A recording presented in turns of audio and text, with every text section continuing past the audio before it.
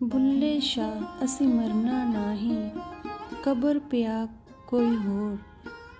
क्या आप सब जानते हो कि जब बाबा बुल्ले शाह जी का इंतकाल हुआ था तो बाबा बुल्ले शाह जी की मैयत को हिजड़ियाँ ते भंगियाँ ने कब्रिस्तान की बजाय कसूर शहर के बाहर एक सुनसान वीरान जगह पर क्यों दफनाया था। कोई भी मौलवी उनका नमाजे जनाजा पढ़ने को तैयार नहीं था। उनका नमाजे जनाजा ख्वाजा सरा ने क्यों पढ़ाया था। बुल्ले शाह के दौर पे लोग उनको नफ़रत क्यों करते थे। बाबा बुल्ले शाह को मौलवियों ने काफिर क्यों करार किया था। बाबा बुल्ले शाह के ऊपर कुफर दे फतवे क्यों लगा दिए थे। इन सभी हालातों के पीछे क्या वजह थी, ये सब कुछ मैं आपको आज इस वीडियो में बताऊंगी जी। सो वीडियो को लास्ट तक पूरे ध्यान से ज़रूर सुनना जी। बाबा बुल्ले शाह जी मजहबीवाद, जात पात, नस्ली वितकरे का खुल्लम खुल्ला विरोध करते थे। बाबा बुल्ले शाह फरमाया करते थे कि सारी कायनात ही उस परम पिता परमात्मा की बनाई हुई है। वो रब के बाने को मानने वाले थे और दुनिया में अमन, शांति और प्यार रखने वाले सच्चे संत हुए। वह सच्चे दिल से नाम सिमरन करने पर जोर देते थे। ये सब उनके कलाम से पता चलता है। बाबा बुल्ले शाह कभी भी गुरु और उस परमात्मा के बीच कोई भी भेद नहीं करते थे। रब के साथ इश्क हकीकी सूफी रहतवाद का तुरा है। सूफियों का विचार है कि असली काबा मनुष्य के हृदय में है। अगर किसी ने रब को पाना है तो अपने अंदर से ही पाना है। बाबा बुल्ले शाह जी ने फरमाया है, मक्के गया गल मुकदी नहीं, भावें 100 जुम्मे पढ़ आइए। गंगा गया गल मुकदी नाही, भावें 100 गोते खाइए। गया गया गल मुकदी नाही, भावें 100 पंड पढ़ाइए।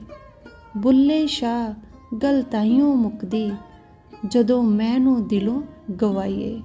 जदों मैनू दिलों गवाइए। बाबा बुल्ले शाह फ़कीर होने के साथ साथ फ़रका दिली के मालिक थे।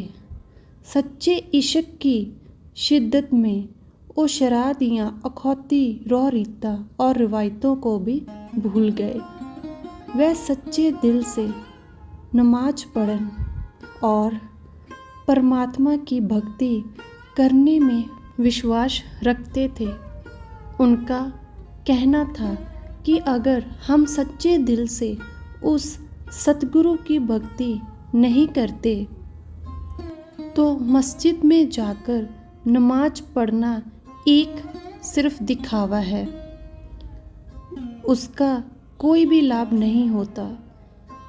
ये बात उनकी इस काफ़ी से पता चलती है कि उमर गवाई विच मसीती, अंदर परिया नाल पलीती। कदे नमाज वहदत न कीती, हुण क्यों करना है ताड़ो ताड़, इश्क दी नवियों नवी बहार। उन्होंने इन सभी बाहरी दिखावे और रस्मों रिवाजों के खिलाफ बहुत ही सख्त विरोध किया। इसके साथ मुल्ला मुलाने उनके साथ निराश हो गए। उन्होंने बुल्ले शाह जी को समझाया कि वह इस्लाम की रस्मों रिवाजों के खिलाफ ना बोलो, लेकिन बाबा बुल्ले शाह को किसी का कोई भी ध्यान नहीं था। वह रब की भक्ति में लीन थे, क्योंकि वह इश्क हकीकी को समझ गए थे। बाबा बुल्ले शाह जी ने अपने कलाम में इसका जिक्र ऐसे किया है। बुल्ले ਨੂੰ ਲੋਕੀ ਮੱਤੀ ਦਿੰਦੇ, ਬੁੱਲਿਆ ਤੂੰ ਜਾ ਬਹਿ ਵਿੱਚ ਮਸੀਤਾਂ ਕੀ ਕੁਝ ਹੁੰਦਾ ਜੇ ਦਿਲੋਂ ਨਮਾਜ਼ ਨਾ ਕੀਤੀ। ਬਾਹਰੋਂ ਪਾਕ ਕੀਤੇ ਕੀ ਹੁੰਦਾ ਜੇ ਅੰਦਰੋਂ ਨਾ ਗਈ ਪਲੀਤੀ। ਬਿਨ ਮੁਰਸ਼ਦ ਕਾਮਲ ਬੁੱਲਿਆ तेरी एवें गई इबादत कीती, ओ तेरी एवें गई इबादत कीती। एक दिन सभी मौलवी इकट्ठे होकर बाबा बुल्ले शाह के पास आए और कहने लगे, तुम्हारे साथ शिकवा है हमें, तुम हमारे मजहब का होकर हमारे खिलाफ बोलता है, हमारे खिलाफ चलता है। बाबा बुल्ले शाह जी ने फरमाया, क्या हो गया है, क्या किया है मैंने? तो मौलवी ने बोला, तुमने लिखा है मंदिर ढा दे, मस्जिद ढा दे जो कुछ ढहंदा, एक बंदे दा दिल ना ढाई, रब दिलां विच रहिंदा। तब बाबा बुल्ले शाह जी ने बोला, हाँ तो इसमें क्या गलत लिखा है? तो मौलवियों ने कहा, तुम हमारे धर्मों की तौहीन करते हो, ना मस्जिद जाते हो ना ही नमाज पढ़ते हो। मौलवियों ने कहा, इसको पकड़ लो, आज इसको मस्जिद में लेकर जाना है। जो उनके साथ लोग आए थे उन्होंने बाबा बुल्ले शाह जी को पकड़ लिया और उनके हाथों पैरों को रस्सियों के साथ बांध दिया। बाबा बुल्ले शाह जी ने मुस्कुरा कर बोला, बन लो, कोई बात नहीं, लेकिन मैं एक शर्त के ऊपर चलूँगा, अगर तुसी मुझे शाह इनायत के दरवाजे के सामने से लेकर जाओगे। तो मौलवियों ने बोला, हम तुम्हें ज़मीन पर रेंगते हुए लेकर जाएंगे। तो बाबा बुल्ले शाह जी के पैर बांध दिए गए और उन्हें ज़मीन पर लिटाकर लेकर जाते रहे। उनका मुंह लहूलुहान हो गया, पूरा शरीर उनका खून से भर गया। जब शाह इनायत के दरवाजे के आगे से निकलने लगे तो बाबा बुल्ले शाह जी ने बोला, मौलवी जी अब तो रुक जाओ, मेरे यार का घर आ गया है। मौलवी ने रुकने का हुक्म दिया तो बुल्ले शाह जी का रौला सुन के, उनकी आवाज़ सुन के शाह इनायत जी बाहर आ गए और उन्होंने बाबा बुल्ले शाह जी को पहचान लिया और उनसे पूछा, ओ बुल्लिया क्या हुआ? बुल्ले शाह जी ने मुस्कुरा कर कहा, एक कम जग विच इहो कीता जेड़ा तेरे नाल अखियां लाइयां, लोकी दुश्मन मैनू ताने मारन, मैनू हूरां देन वधाइयां। दिल यार दे नज़ारे बाजो रचदा नहीं, दिल यार दे नज़ारे बाजो रचदा नहीं।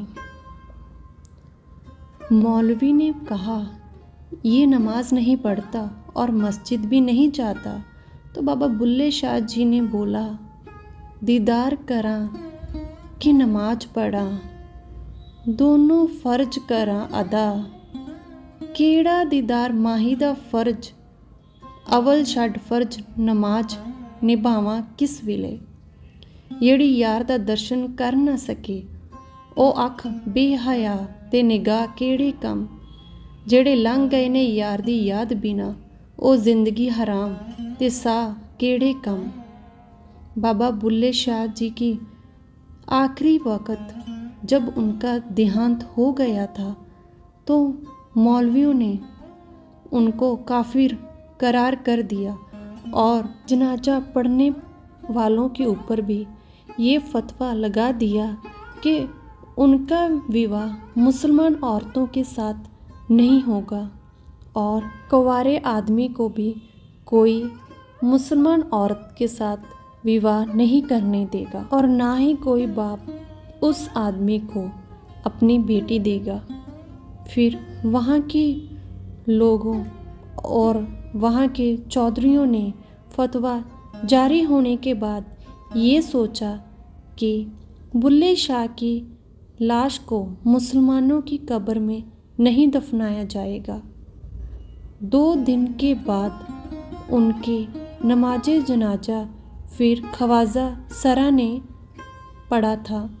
हिजड़ियाँ और पंगियाँ ने पंजाबी के मशहूर शायर का जनाजा उठाया और कसूर शहर के 2 मील की दूरी पर जाकर कब्रिस्तान की बजाय एक सुनसान वीरान जगह पर दफना दिया था।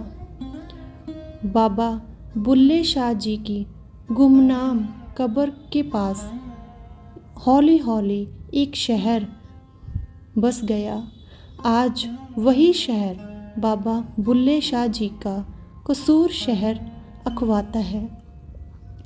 वह मौलवी कौन था जिन्होंने बाबा बुल्ले शाह जी का नमाज जनाजा पढ़ने से इनकार किया था ते कुफर दा फतवा जारी किया था?